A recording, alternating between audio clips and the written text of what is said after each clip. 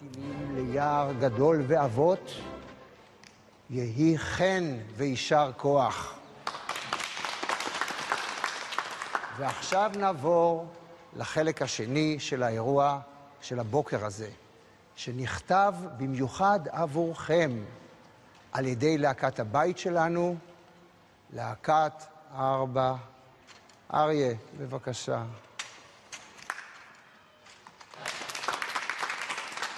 Oh my God. Oh my God.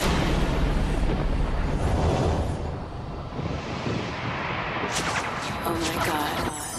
בראשית היה שחור וחושך על פני תהום ויאמר יהי אור ויהי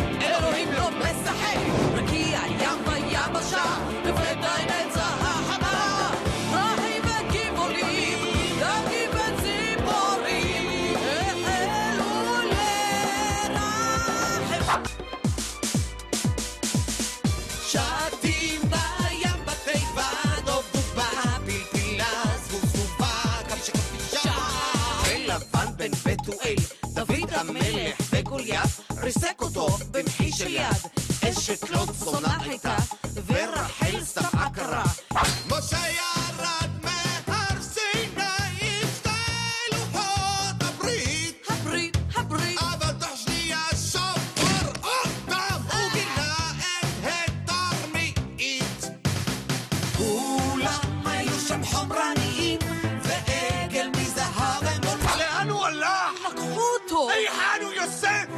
מה יעשה?